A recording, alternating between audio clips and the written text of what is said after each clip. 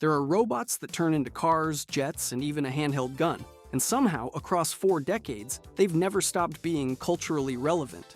From the original 1984 toy line to a billion-dollar film franchise, Transformers built an entire mythology around 2 warring factions, and the characters caught between them. So let's break down 6 of the most iconic, starting with the one whose name you already know, Optimus Prime. Everyone knows the name. Your mom knows the name. People who have never watched a single episode of anything Transformers related know the name, but here's what most people don't know. Optimus Prime died on screen in 1986. His body turned gray as the life drained out of him, and an entire generation of children were so psychologically damaged by it that fans still call it the Great Toy Massacre of 1986.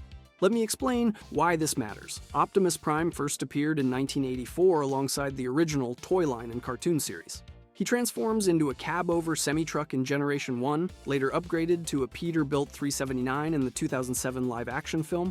He's consistently depicted as one of the tallest Autobots on the battlefield, which isn't just aesthetic, it's visual shorthand for authority. When Optimus walks into a fight, everyone knows who's in charge. His whole moral philosophy boils down to one line: freedom is the right of all sentient beings. That's not just a cool quote on a toy box. He sees power as a tool for protecting the weak. Not exploiting them, not controlling them, protecting them. This is what makes his rivalry with Megatron so compelling, because Megatron believes the exact opposite. Megatron wants authoritarian control. Optimus wants you to be free to make your own choices, even if those choices are terrible. In terms of weaponry, the guy is loaded. Ion Blaster and Energon Axe in G1. Arm-mounted cannons and massive swords in later continuities. He's not just a philosopher king giving speeches. He will absolutely destroy you if you threaten innocent life. But here's where it gets complicated. On August 8, 1986, The Transformers, the movie, hit theaters, and Optimus Prime dies.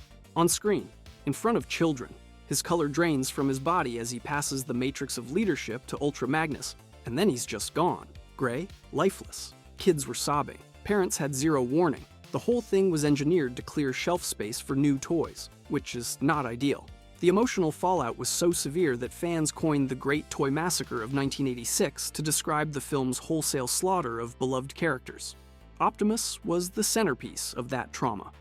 Decades later, grown adults still reference this scene as formative. It was the first time many of them realized heroes could die, and that the people making their favorite shows didn't necessarily care about their feelings.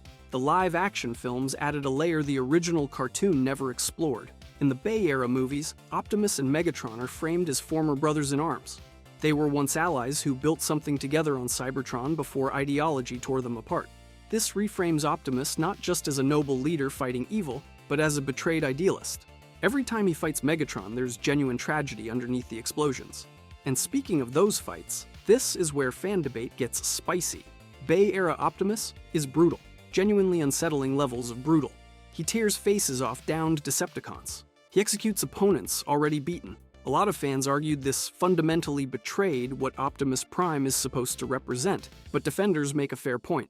This is a leader who has been fighting an extinction-level war for millions of years. His enemies have killed his friends, threatened entire species, and betrayed every chance at peace. At what point does restraint become negligence? At what point does mercy toward monsters become cruelty toward their victims? It's a genuinely interesting debate, and the fact that a character originally designed to sell plastic trucks to 8-year-olds can generate that kind of moral discussion tells you everything about why Optimus Prime remains the single most iconic Transformer ever created. But if Optimus is the heart of the Autobots, the next character on our list is the Soul, and he doesn't even have a working voice to prove it: Bumblebee. Here's a fact that's going to bother some of you. The original 1984 Bumblebee toy, it also came in red, not instead of yellow, alongside it. Same mold, same character name on the box, just a completely different color. And a lot of kids in the 80s ended up with the red one, not because they chose it, but because the yellow version was sold out at their local store. That's how fragile iconic branding actually is. One of the most recognizable color identities in all of toy history, the yellow Bumblebee, had a red variant sitting right next to it on shelves from the very beginning. Some kid in 1984 opened a red Bumblebee on Christmas morning and thought nothing of it. Today that would feel like a manufacturing error, but yellow won. And it won so completely that most fans have no idea the red version ever existed. In terms of who Bumblebee actually is within the fiction, he's designated B-127 in some continuities, Goldbug in others, but the core concept stays the same. He's young by Cybertronian standards, he's small compared to almost every other Autobot, and his primary function isn't frontline combat, it's scouting, reconnaissance, rapid response. He's the one you send ahead because he's fast, he's brave, and he doesn't draw attention the way Optimus Prime rolling down the highway absolutely does. His original Generation 1 alt mode is a Volkswagen Beetle, a car that visually communicates everything about his character without saying a word. Small, friendly, approachable, non-threatening. When Michael Bay's 2007 film reimagined him as a Chevrolet Camaro, it was a deliberate modernization. The Beetle felt too retro for a blockbuster action movie, but they kept the yellow and black color scheme because that's what makes him him. The Beetle to Camaro debate is still alive in the fandom, by the way. Purists prefer the Bug. Newer fans love the muscle car. Both sides have a point. The Beetle communicates his personality better, but the Camaro communicates his capability. Now, the voice. This is genuinely one of the most creative character decisions in the entire franchise. In the live-action films, Bumblebee's vocal processor is damaged. He physically cannot speak, so instead, he communicates by splicing together fragments of radio broadcasts, song lyrics, movie dialogue, and TV clips. He builds sentences out of other people's words. And it's not just a gimmick, it's a filmmaking choice that the creators deliberately maintained across multiple movies, because audiences connected with it so deeply. There's something unexpectedly emotional about a character who has things to say, but has to find someone else's voice to say them. Every time he clicks through radio stations trying to land on the right phrase, you feel the effort. You feel the intelligence behind it. And when he finally lands on exactly the right clip at exactly the right moment, it hits harder than normal dialogue would. It also does something structurally brilliant. It makes every interaction with Bumblebee a kind of puzzle. You're always interpreting. You're always leaning in. That's engagement on a level most blockbuster characters never achieve. In the 2007 film specifically, Bumblebee serves as the primary guardian for Sam Witwicky. And this is where his real narrative function becomes clear. He's the bridge. He's how human audiences, especially younger viewers, connect with a story about giant alien robots. His smaller size makes him less intimidating. His playful personality makes him feel safe. His protectiveness makes him feel like a friend rather than a weapon. That's why he's become the franchise's most effective modern mascot. More so than Optimus, arguably. Optimus is aspirational. You look up to him. Bumblebee is relational. You feel like he'd actually hang out with you. For kids discovering Transformers for the first time, he's the entry point, the gateway, the one who makes the whole thing feel accessible before the mythology gets heavy. And the mythology is about to get very heavy. Because if Bumblebee represents everything warm and protective about the Autobots, then the character we're covering next represents the exact opposite. The tyrant, the conqueror, the reason the Autobots need protecting in the first place, Megatron. If Optimus Prime represents everything the Transformers franchise believes in, Megatron is the question it's afraid to answer. He's the central antagonist, the tyrannical leader of the Decepticons, and his goal is as blunt as it is terrifying. Possess all of Earth's resources, reconquer Cybertron, and dominate the known universe. Not a region, not a galaxy, the known universe. But what makes Megatron genuinely compelling isn't the scope of his ambition. It's where he started. In the film continuity, Megatron clawed his way up from the gladiatorial pits of Cybertron, a brutal fighter who earned his following through sheer violence and charisma, eventually seizing the title of Lord High Protector. Optimus, by contrast, was a humble data clerk, an archivist, nobody special. They weren't enemies. They were close, connected by a shared belief in Cybertron's future, but fundamentally divided on what that future should look like. And that ideological fracture, not some ancient curse, not a prophecy, is what tore them apart. It elevates Megatron from generic Saturday morning villain to tragic figure. He's not evil because he was born evil. He's evil because he looked at the same world Optimus looked at and came to a fundamentally different conclusion about how to fix it. His ideology is a dark mirror of Optimus. Where Optimus sees diversity as strength, Megatron sees it as inefficiency to be eliminated. Where Optimus believes freedom is the right of all sentient beings, Megatron sees freedom as an obstacle, individual autonomy as a direct threat to his vision of perfect order. He doesn't think he's the villain. He thinks he's the only one willing to do what's necessary. Now, let's talk about his original alternate mode, because it's one of the strangest design choices in the entire franchise. In Generation 1, Megatron transforms into a Walther P-38 handgun, a handheld pistol. Think about that for a second. This towering, tyrannical warlord, the most feared being in the galaxy, shrinks down into a weapon that his own subordinate physically picks up and fires. Starscream is literally wielding Megatron in battle. It's inherently weird. It's a power dynamic that raises more questions than it answers. Does Megatron aim himself? Is Starscream just pulling the trigger on command? The visual of the Decepticon leader becoming a tool in his lieutenant's hands is fascinating and deeply strange. And it's probably why later continuities reimagined him as tanks, jets, and Cybertronian vehicles, alt modes that feel more proportionate to his ego. But here's the detail that genuinely doesn't get talked about enough. According to his original tech specs, Megatron is capable of firing a particle beam cannon, and this is the insane part, linking up interdimensionally to a black hole to draw antimatter as a power source. Read that again. He has access to a black hole. He can pull antimatter from it. That's not a weapon. That's a cosmological event. That gives him near infinite destructive potential, the kind of power that should put him in a weight class with planet eaters and cosmic entities, not trading punches in a desert. The franchise has historically undersold how powerful Megatron is supposed to be. He's not just the strongest Decepticon. On paper, he's one of the most dangerous beings in any fiction, and he cannot stay dead. In Transformers, Age of Extinction, human technology and corporate ambition interact with his Decepticon essence. His remains are literally reverse-engineered by a corporation trying to build controllable drones, and what emerges is Galvatron, a rebranded iteration that retains his core consciousness. Humans thought they were building a product. They were resurrecting a tyrant. His mind hijacks their technology from the inside, proving that Megatron isn't just a body you can destroy.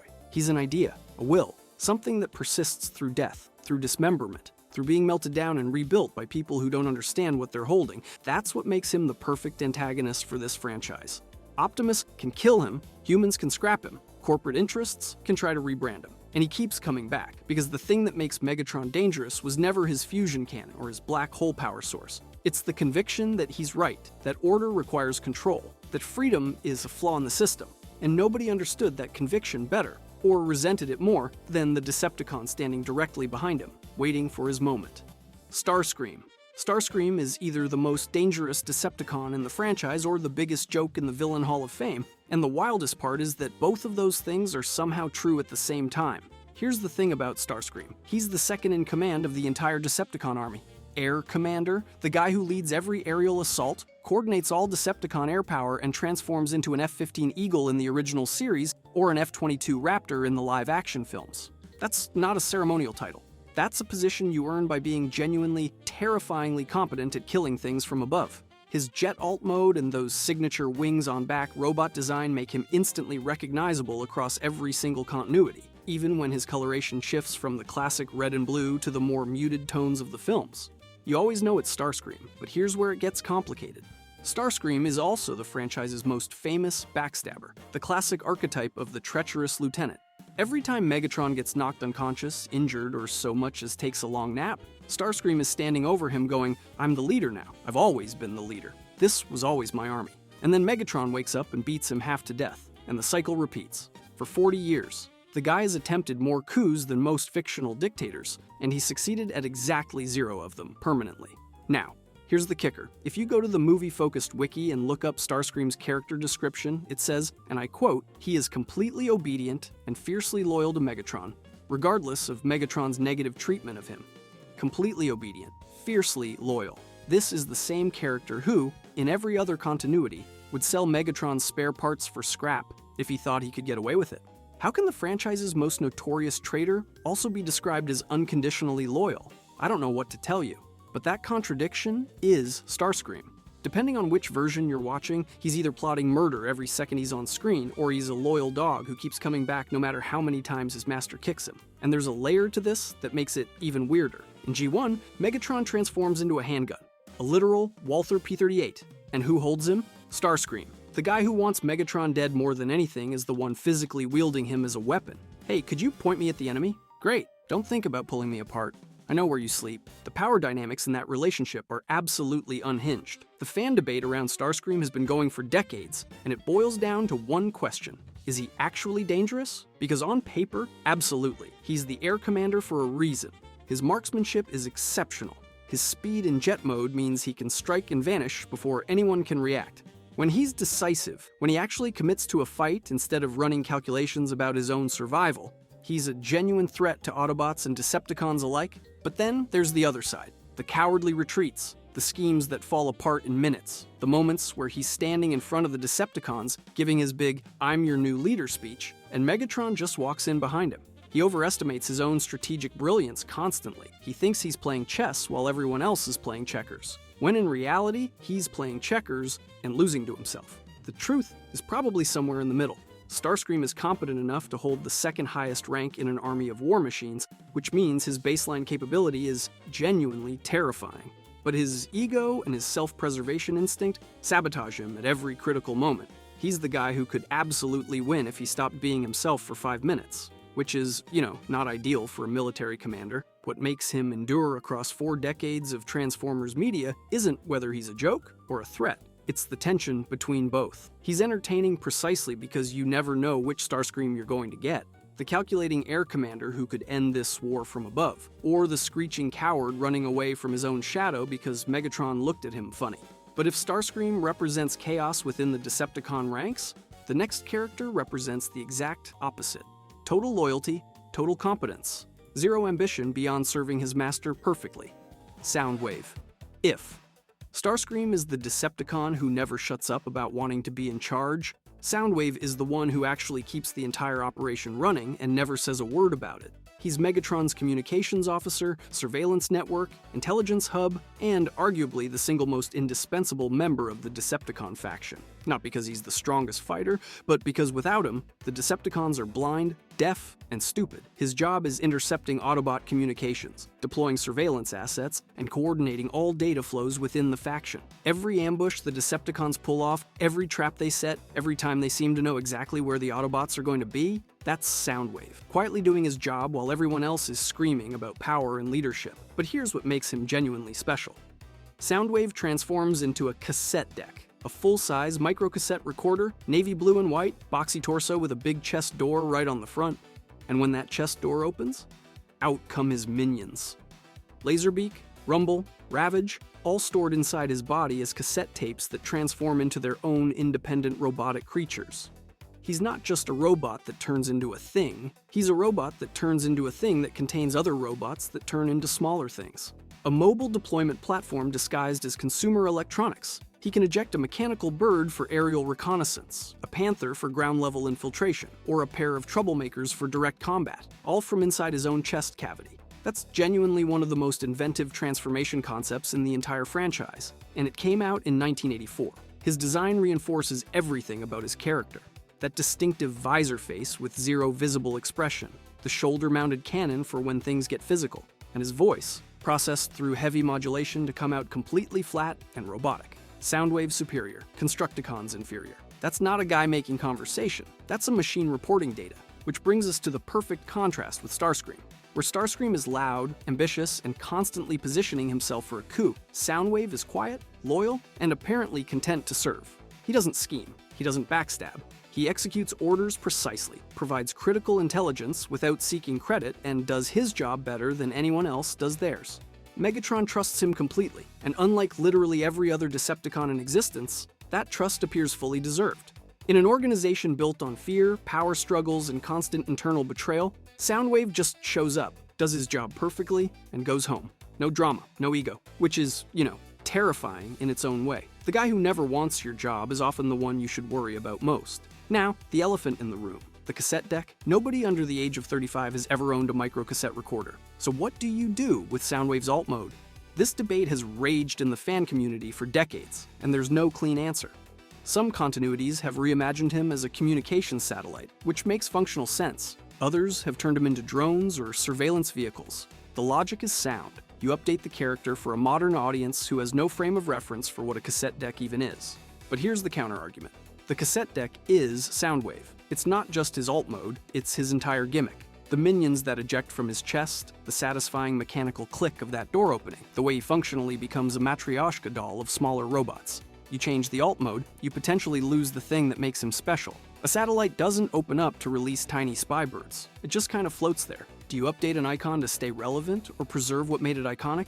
There's no right answer, but the fact that people still argue about it 40 years later tells you everything about how well that original design worked. Soundwave doesn't need to be flashy. He doesn't need to monologue or betray anyone. He's the guy in the background making sure everything works, and that's exactly why he's unforgettable. But if Soundwave represents the Decepticons' cold efficiency, the Autobots have their own specialist in making an impression, and his entire identity is built around style, culture, and having a good time in the middle of a war. Jazz is the first lieutenant of the Autobots. That means he ranks directly below Optimus Prime. He leads combat teams, coordinates field operations, and does it all with a smile on his face. Because here's the thing about Jazz. He's described as a happy-go-lucky Autobot who is good-natured and always able to take things in stride. He's not brooding, he's not carrying the weight of existential dread on his shoulders. He's vibing, and that's not an accident. That's his entire design philosophy.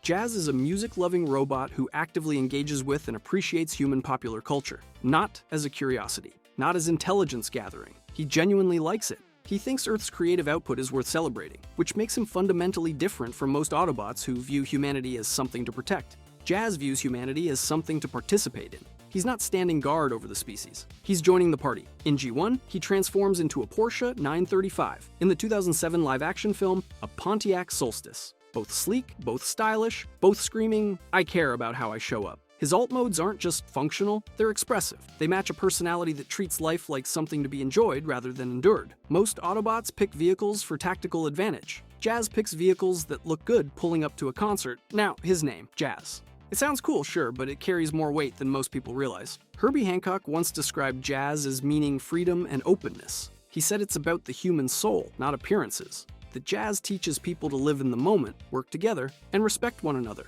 Read that again, and tell me it doesn't describe this character perfectly. Freedom, openness, living in the moment, working together, respecting one another. That's Jazz the Autobot in a sentence. His name isn't just a cool word, it's a mission statement. He embodies everything the Autobots are supposedly fighting for. Not survival, not territory, but the right to experience joy and culture and connection without some tyrant ripping it away from you, which makes what happens to him in the 2007 film genuinely devastating.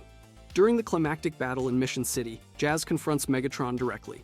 He's outmatched, massively, and Megatron, because he's Megatron, grabs Jazz and tears him in half, rips him apart like he's nothing. The happiest Autobot in the entire franchise, the one who takes everything in stride, who loves music and Earth and being alive, gets destroyed in the most brutal way the film could manage. And here's what's interesting about the fan reaction. People weren't sad, they were angry. One fan put it bluntly, Jazz was their favorite character, even more than Bumblebee.